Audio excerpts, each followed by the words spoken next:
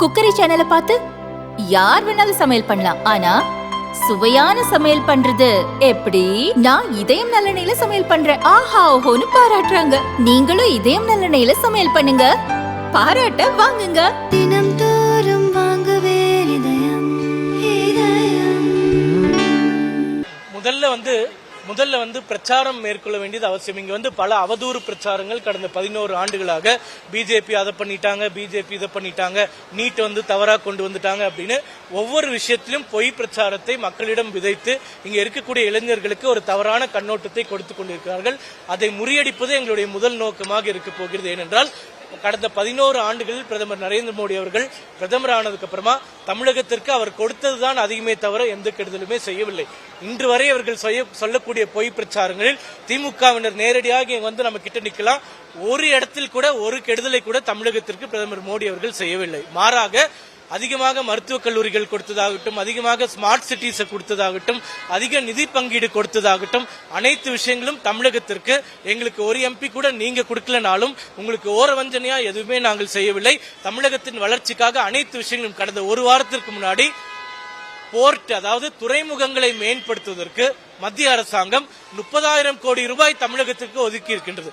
இந்தியாவில் இருக்கக்கூடிய 29 மாநிலங்கள், 7 யூனியன் பிரதேசங்கள்ல ஒரு மாநிலத்திற்கு கூட ஒரேடியாக 30,000 கோடி ரூபாய் துறைமுகம் வளர்ச்சிக்காக நிதி ஒதுக்கியதாக வரலாறே கிடையாது. ஆனால் அதே இங்க இருக்கக்கூடிய திமுகவினர், முதல்வர், இண்டஸ்ட்ரீஸ் மினிஸ்டரா இருக்கக்கூடிய டிஆர்பி ராஜா மத்திய அரசு அந்த நிதியை கொடுக்கிறது என்பதை மறைத்து தமிழகத்திற்கு 30,000 கோடி ரூபாய் முதலீடு வந்திருக்கின்றது என்று செய்தி வெளியிடுகிறார், சோசியல் மீடியால வெளியிடுறார்.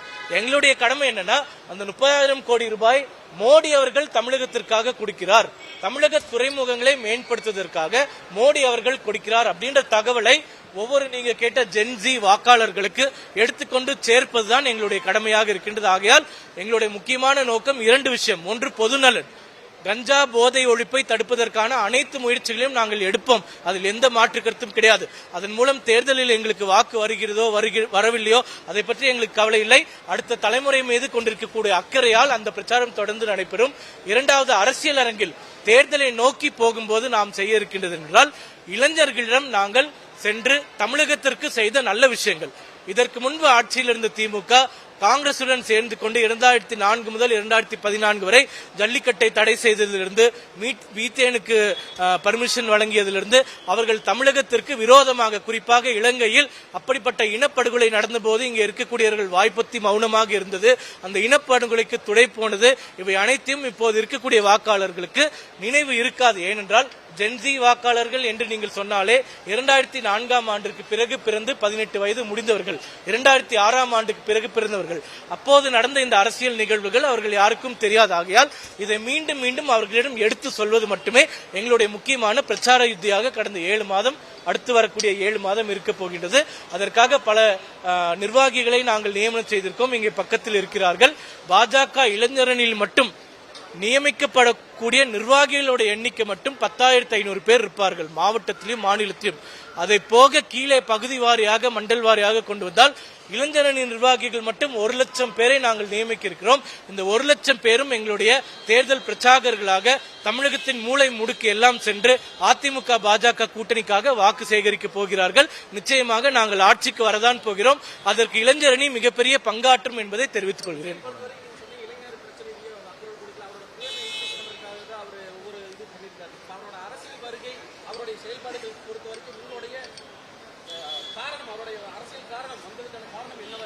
அதாவது முதல்ல எங்களுடைய அப்போது மாநில தலைவராக இருந்த திரு அண்ணாமலை அவர்கள் சொன்னது போல, விஜய் மட்டுமல்ல வேறு யார் அரசியல் களத்திற்கு புது பிளேயர்ஸ் வந்தாலும் அதை பிஜேபி என்ற கட்சியின் சார்பாக நாங்கள் மனமு வரவேற்கிறோம். ஏனென்றால் இங்க இருக்கின்ற திமுக போன்ற, காங்கிரஸ் போன்ற, கம்யூனிஸ்ட், விசிகா போன்ற கட்சிகள் இன்று குடும்பம் சூழ்ந்திருக்கக்கூடிய கட்சிகளாக இருக்கின்றன. இப்ப திமுகல ஒரு இளைஞர், நான் எந்த பின்புலனும் கிடையாது, இங்க இருக்கக்கூடிய தம்பிகள் யாரும், இவங்க எல்லாருமே மாநில பொறுப்பாளர்களா இருக்காங்க.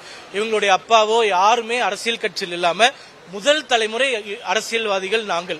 அப்ப விஜய் போன்ற கட்சிகள் வரும்போது எங்களை போன்ற முதல் தலைமுறை அரசியல்வாதிகளுக்கு அங்கே வாய்ப்பு கிடைத்து அவர்கள் மக்கள் பிரதிநிதிகளானால் அது எங்களுக்கு சந்தோஷம், வரவேற்கிறோம். அதே நேரத்தில் நாங்கள் மீண்டும் சொல்வது என்னவென்றால், அந்த பிரதிநிதிகளாக வரக்கூடியவர்களுக்கு அந்த அரசியல் பயிற்சி என்பதும் இந்த நாட்டின் மீது அக்கறை என்பதும் மிக மிக முக்கியமாக இருக்கின்றது. இப்ப விஜய் போன்ற கட்சிகள் வரும்போது நாட்டிற்கு எதிரான சில விஷயங்களை செய்வதாக எங்களுக்கு குற்றச்சாட்டுகள் இருக்கின்றன. உதாரணமாக அவர் ஒவ்வொரு ஊருக்கு போகும்போது தனி ஸ்பெஷல் பிளைட்ல தான் போறார்.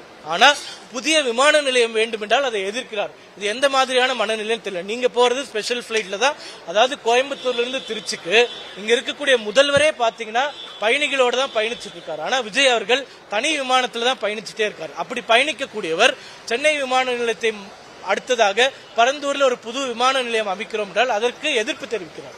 இப்ப இது எதிர்ப்பு தெரிவதற்கான காரணம் என்ன? சென்னை எவ்வளவு பின்தங்கி போயிருக்கு கடந்த 20 ஆண்டுகள்ல. இங்க இருக்கக்கூடிய பெங்களூரு, ஹைதராபாத் போன்ற நகரங்களை பார்த்து அதற்கு விமான நிலையம் மிக முக்கியமான ஒரு காரணம். அதுக்கு இப்பதான் முன்னெடுக்க எடுக்கும் போது அதை தடுப்பதற்காக இப்போது இருக்கக்கூடிய இளைஞர்களுக்கு நாட்டிற்கு எதிராக மூளை செலவை செய்வதால் நாட்டினுடைய வளர்ச்சி பாதிக்கப்படுகின்றது. இப்ப பரந்தூர் விமான நிலையம் இன்னைக்கு நீங்க ஆரம்பிச்சாலே முடிவதற்கு 5 வருடங்கள் ஆகின்றன. இதே மாதிரிதான் திமுகவும் எதிர்கட்சியில் இருக்கும்போது அனைத்து வளர்ச்சி திட்டங்களையும் எதிர்த்தாங்க. ஸ்டெர்லைட் போன்ற ஆலைகளை மூடினார்கள். பசுமை வழி திட்டம் சென்னையிலிருந்து சேலத்திற்கு மிக நன்மையான ஒரு திட்டம், அதை எதிர்த்தார்கள். இன்னைக்கு ஏவா வேலு என்ன சொல்றாருன்னா அது நல்ல திட்டம் தான், நாங்க விவசாயிகள் அக்கறை எடுத்துட்டு அந்த திட்டத்தை அமல்படுத்துவோம் சொல்றாங்க. அப்போ நாட்டின் வளர்ச்சிக்கு எதிராக இருக்கக்கூடிய ஒவ்வொரு கட்சியும் நாட்டு நலனுக்கு எதிரான ஒரு கட்சி தான் என்பது எங்களுடைய கருத்து. அதுல விஜய் திமுகவையோட முன்னணியில் இருக்கிறார். அனைத்திற்கும் எதிர்ப்பு தெரிவிக்கிறார். நீட் வேணான்னு சொல்றாரு. இப்ப நீட் வேணான்னு நீங்க சொல்றீங்கன்னா அதற்கு மாற்று என்ன வச்சிருக்கீங்க? பரந்தூர் விமான நிலையம் வேணான்னு சொன்னீங்கன்னா அதற்கு மாற்று என்ன வச்சிருக்கீங்க? ஒவ்வொன்றுக்குமே எதிர்ப்பு மட்டும் தெரிவிப்பதற்கு மக்கள் இன்னைக்கு உங்களை சப்போர்ட் பண்ணுவதற்கு தயாராக இல்லை. நீங்கள் எதிர்ப்பு தெரிவிப்பதோடு அதற்கு மாற்று வழி என்ன வைத்திருக்கிறீர்கள் அப்படின்றது திமுக கிட்டையும் கிடையாது, விஜய் கிட்டும் கிடையாது. நாங்க ஒன்னொன்னுக்கும் மாற்று வழியோடு சொல்கிறோம். டாஸ்மாகை படிப்படியாக நீங்கள் மூட வேண்டும். அதனால் வரக்கூடிய வருவாய் இழப்பிற்கு என்ன செய்ய வேண்டும் என்று தமிழக பாரதிய ஜனதா கட்சி சார்பாக ஒரு ஆய்வறிக்கையை தமிழக முதல்வருக்கே நாங்கள் கொடுத்திருக்கோம். அண்ணாமலை அவர்கள் தலைவராக இருக்கும்போது இந்த மாதிரி ஒரு ஆக்கப்பூர்வமான அரசியல் செய்வதற்கு நாங்கள் தயாராக இருக்கிறோம். விஜய் கட்சியினர் தயாராக இருந்தால் எங்களுடன் முதல் கட்டமாக நேரடியாக மேடையில் விவாதிக்க வேண்டும். அதற்கு கூட அங்கே தலைவர்கள் யாருமே இல்லை. விஜய் மட்டும்தான் இருக்கிறார். விஜய் மட்டும்தான் அனைத்துமே செய்கிறார்கள்.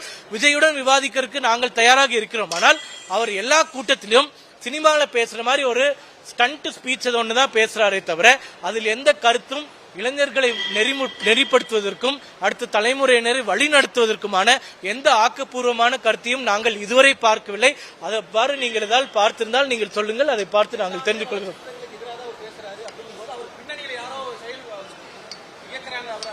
ஒண்ணுமே கிடையாது. அவங்க திமுக கடந்த முறை எப்படி ஆட்சிக்கு வந்தாங்க, மத்திய அரசாங்கம் செய்கின்ற அனைத்து திட்டங்களையும் எதிர்த்து ஆட்சிக்கு வந்தாங்க. அந்த டெம்ப்ளேட்டை அவர் புரிஞ்சுக்கிட்டார். இன்னைக்கு திமுகவும் மாநிலத்தில் ஆட்சியில் இருக்கிறதுனால அவர்கள் எதிர்கட்சியா இருக்கும்போது செய்த மாதிரி போராட்டங்கள் அனைத்து வளர்ச்சி திட்டங்களும் எதிர்ப்பவர்களால் தெரிவிக்க முடியவில்லை. அப்படி ஒரு டெலிகேட் பொசிஷன்ல டிஎம்கே போனதுனால டிஎம்கே ப்ராக்சியாக இயங்கிக் கொண்டிருக்கக்கூடிய விஜய் டிஎம்கே டெம்ப்ளேட் அப்படியே கையில் எடுத்துட்டார். அனைத்திற்குமே எதிர்ப்பு, மும்மொழி கொள்கைக்கு எதிர்ப்பு என்றால் நேற்று முதல்வருக்கு முன்னாடி கல்வியில் சிறந்த தமிழ்நாடு அப்படின்ற ஒரு நிகழ்ச்சி நடக்குது. அதுல ஒரு பொண்ணு ஜப்பான் மொழியில ஒரு விஷயத்த பேசுறாங்கன்னு இவர்கள் எல்லாருமே பெருமையா பேசுறாங்க. அதுதான் நாங்களும் சொல்றோம். இங்கிலீஷும் படிங்க, தமிழும் படிங்க. மூன்றாவதாக எந்த மொழியை வேணாலும் படித்துக் கொள்ளுங்கள். ஹிந்தி நாங்க படிங்கன்னு சொல்லவே இல்லை. இப்ப மூணாவதா நீங்க ஜப்பான் மொழியை நீங்க சொல்லிக் கொடுக்கறது கூட எங்களுக்கு பிரச்சனை கிடையாது, சொல்லிக் கொடுங்க. ஆனால் இங்க இருக்கக்கூடியவர்கள் எப்படி திணிக்கிறாங்க, குறிப்பா விஜய் போன்ற நடிகர்கள் இந்திய திணிக்கிறாங்க. ஒரு பொய் பிரச்சாரம், விஷம பிரச்சாரத்தை செய்து கொண்டே இருக்கிறார். அதனால விஜய் கிட்ட நாங்க சொல்வது என்றால் முதல்ல உண்மையை பேச கத்துக்கோங்க, பொய்யை மட்டுமே பேசாதீர்கள். மக்கள் கிட்ட மீண்டும் மீண்டும் பொய் பிரச்சாரம். பிஜேபி எது செஞ்சாலுமே தமிழகத்துக்கு எதிராக, தமிழர்களுக்கு விரோதமாக செய்கிறார்கள் என்ற பொய் பிரச்சாரம். அப்படி இருக்கக்கூடியவர்கள் ஏன் 30,000 கோடியை தமிழகத்தில் இருக்கக்கூடிய துறைமுகத்தை வளர்ப்பதற்காக கொடுக்க வேண்டும்? ஏன் அனைத்து திட்டங்களும் தமிழகத்திற்கு முன்னுரிமை கொடுக்க வேண்டும்? 13 மருத்துவக் கல்லூரிகளை கொடுத்திருக்காங்க. திமுகவும் காங்கிரசும் 2004 இருந்து 2014 வரைக்கும் 10 ஆண்டு காலம் ஆட்சி.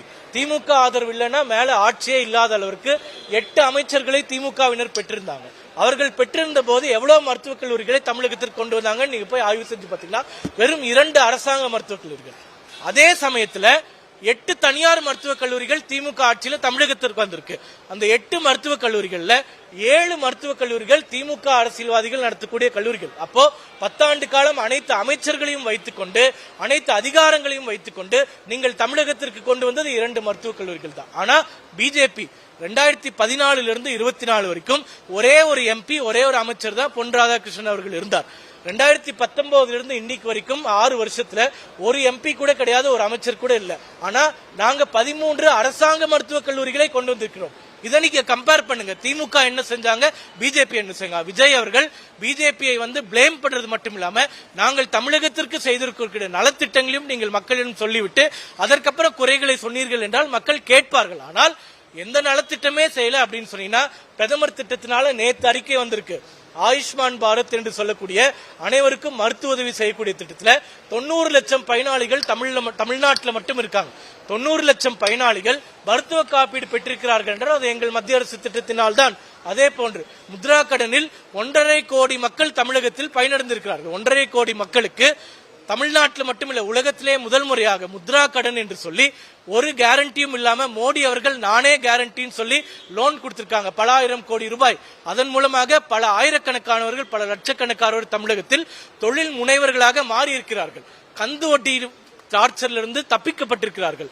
இப்போ 1.5 கோடி பேர் கடன் வாங்கியிருக்காங்கன்னா அதுல பல லட்சம் குடும்பங்கள் கந்து வட்டியிலிருந்து காப்பாற்றப்பட்டு பேங்க்ல இருந்து லோன் கொடுக்கப்பட்டிருக்கிறது குறைந்த வட்டியில். இது போல தமிழகத்திற்கு ஒவ்வொரு தமிழனுக்கும் சென்று சேர வகையில் பல நலத்திட்டங்களை மத்திய அரசாங்கம் கடந்த 11 ஆண்டுகளாக மோடி அவர்கள் கொடுத்து கொண்டே இருக்கின்றார். ஆகையால் மோடி அவர்களுக்கு தமிழகத்தின் மீது இருக்கக்கூடிய பாசத்தை அவர் வெளிக்காட்டிக் கொண்டே இருக்கின்றார்.